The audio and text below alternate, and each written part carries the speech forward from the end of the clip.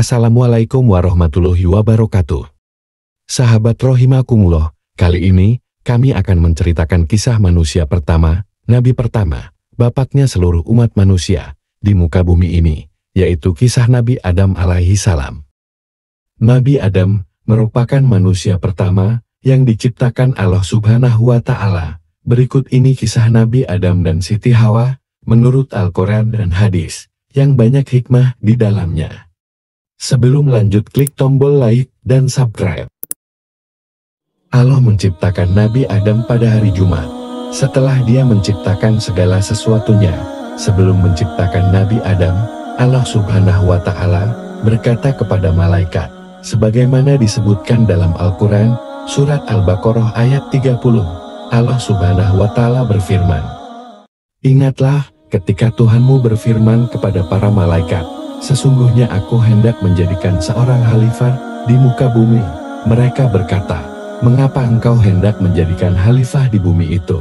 Orang yang akan membuat kerusakan padanya dan menumpahkan darah. Padahal kami senantiasa bertasbih dengan memuji engkau dan menyucikan engkau." Tuhan berfirman, "Sesungguhnya aku mengetahui apa yang tidak kalian ketahui." Quran Surat Al-Baqarah ayat 30. Ibnu Katsir menerangkan, dalam ayat tersebut, Allah Subhanahu wa Ta'ala memberitahukan kepada mereka malaikat bahwa dia akan menciptakan jenis makhluk ini dari tanah liat kering yang berasal dari lumpur hitam. Kemudian para malaikat itu bertanya, mengapa Adam yang akan diangkat menjadi khalifah di bumi? Padahal Adam dan keturunannya kelak akan berbuat kerusakan dan menumpahkan darah di bumi. Para malaikat menganggap bahwa diri mereka lebih patut memangku jabatan itu. Sebab mereka makhluk yang selalu bertasbih, memuji, dan menyucikan Allah Subhanahu wa Ta'ala. Allah tidak membenarkan anggapan mereka itu, dan dia menjawab bahwa dia mengetahui yang tidak diketahui oleh para malaikat. Segala yang akan dilakukan Allah Subhanahu wa Ta'ala adalah berdasarkan pengetahuan dan hikmahnya yang maha tinggi, walaupun tak dapat diketahui oleh mereka, termasuk pengangkatan Adam alaihi salam menjadi khalifah di bumi untuk melaksanakan perintah-perintahnya dan memakmurkan bumi serta memanfaatkan segala apa yang ada padanya. Lalu Allah Subhanahu wa Ta'ala memerintahkan kepada para malaikatnya agar membawa tanah liat dari bumi dan dihadapkan kepadanya untuk menciptakan Adam alaihi salam. Allah Subhanahu wa Ta'ala menciptakan Adam dari tanah liat, yakni tanah liat yang baik, berasal dari lumpur hitam yang diberi bentuk dan berbau tidak enak. Wujud Adam yang belum diberi ruh kemudian didiamkan tergeletak selama 40 malam. Iblis selalu mendatanginya dan memukulnya dengan kaki, maka tubuh Adam mengeluarkan suara seperti suara tembikar yang dipukul. Ketika Allah Subhanahu wa Ta'ala meniupkan ke dalam tubuhnya sebagian dari rohnya, hal ini dilakukan mulai dari bagian kepalanya, maka tidak sekali-kali sesuatu dari tiupan itu mengalir dalam tubuhnya, melainkan berubah menjadi daging dan darah. Ketika tiupan sampai pada bagian pusar, maka Adam memandang ke arah tubuhnya, dan ia merasa kagum dengan apa yang ia lihat pada tubuhnya.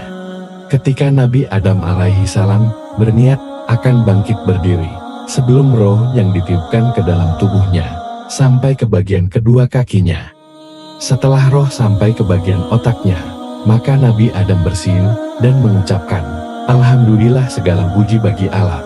Lalu dijawab oleh Allah Subhanahu wa Ta'ala melalui firman-Nya, "Hai Adam, Tuhanmu merahmati kamu." Setelah roh sampai pada bagian kedua matanya, maka kedua matanya terbuka, lalu mengalir ke bagian tubuhnya, dan Adam memperhatikan tubuhnya dengan penuh rasa takjub. Maka ia berupaya untuk bangkit berdiri, sebelum roh sampai ke bagian kedua kakinya, tetapi ternyata ia tidak mampu bangkit, dan ia berkata, "Wahai Tuhanku, segerakanlah sebelum malam tiba."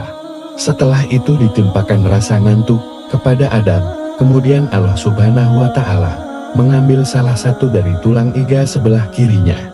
Lalu Allah Subhanahu wa Ta'ala menjadikan tulang iganya itu istrinya, yaitu Siti Hawa, agar Adam merasa tenang hidup dengannya.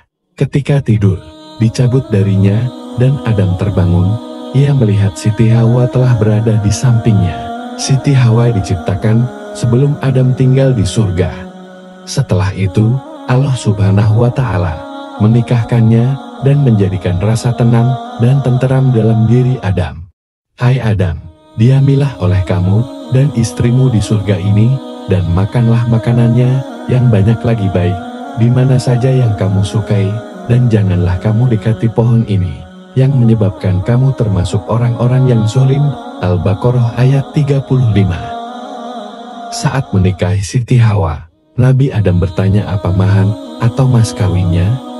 Allah Subhanahu wa Ta'ala menjawab, aku mencegah kalian dari pohon ini, maka janganlah kalian makan, dan itulah maharnya. Allah Subhanahu wa Ta'ala lalu berfirman, bacalah sholawat kepada kekasihku Muhammad. Lalu Adam bertanya, siapakah Muhammad itu?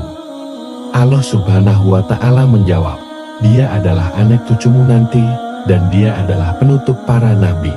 Andai bukan karena dia Muhammad, aku Allah Subhanahu wa Ta'ala tidak akan menciptakan makhluk. Kemudian Allah Subhanahu wa Ta'ala menikahkan Adam dengan Hawa, dan itu bertepatan hari Jumat setelah tergelincirnya matahari. Karena itulah disunnahkan menikah pada hari Jumat. Setelah Adam menikah, Allah Subhanahu wa Ta'ala memberi wahyu kepada malaikat Ridwan, sang penjaga surga, untuk membuatkan perkemahan dan merias para wildan atau pelayan surga dan para bidadari.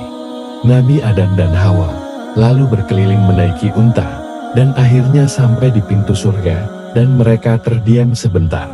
Kemudian Allah Subhanahu wa Ta'ala memberi wahyu pada Adam, ini surgaku dan istana kemuliaanku. Masuklah kalian, dan makanlah apa yang ada sesuka hati kalian, dan janganlah mendekat pada pohon ini. Niscaya kalian tergolong orang-orang yang zalim. Malaikat yang jadi saksi atas pernikahan mereka, kemudian mengantar Adam dan Hawa masuk ke surga. Nabi Adam dan Siti Hawa diusir oleh Allah Subhanahu wa Ta'ala dari surga, dan diturunkan ke bumi, karena melanggar larangannya dengan memakan buah terlarang di surga. Adam dan Hawa terbujuk rayuan dan bisikan iblis untuk memakan buah huldi yang dianggapnya sebagai buah kekekalan. Setelah keduanya memakan buah pohon itu, maka dengan serta-merta kelihatanlah aurat keduanya, bahwa yang digunakan oleh keduanya untuk menutupi aurat adalah kukunya masing-masing. Kalangan mufasir menerangkan, peristiwa itu terjadi pada hari Jumat. Kisah diturunkannya Nabi Adam alaihi salam ke bumi itu diabadikan dalam Al-Quran, Surat Al-Baqarah ayat 38. Kisah Nabi Adam di bumi pun berlanjut. Ia diturunkan Allah Subhanahu wa Ta'ala terpisah dengan Hawa. Al-Hasan Al-Basri mengatakan bahwa Adam diturunkan di wilayah Dana, India, sedangkan Siti Hawa di Jeddah. Iblis diturunkan di Dustamisan yang terletak beberapa mil dari kota Basra, Irak. Sesudah itu, Nabi Adam dan Siti Hawa pun memohon ampunan dan bertaubat kepada Allah Subhanahu wa Ta'ala atas apa yang mereka lakukan. Hingga akhirnya Allah Subhanahu wa Ta'ala mempertemukan mereka di Bukit Jabal Rahmah dekat Padang Arafah. Setelah diturunkan ke bumi, mulailah Adam belajar membuat alat besi dan diperintahkan untuk membajak tanah dan menanam tanaman serta mengairinya. Ketika telah tiba masa panen, maka ia menuainya dan memilih biji-bijiannya, serta menggilingnya menjadi tepung, lalu membuat adonan roti darinya. Setelah itu baru ia memakannya. Demikianlah kisah Nabi Adam dan Siti Hawa diciptakan. Semoga bermanfaat. Jangan lupa klik tombol like dan subscribe. Yang like dan subscribe semoga masuk surga. Amin.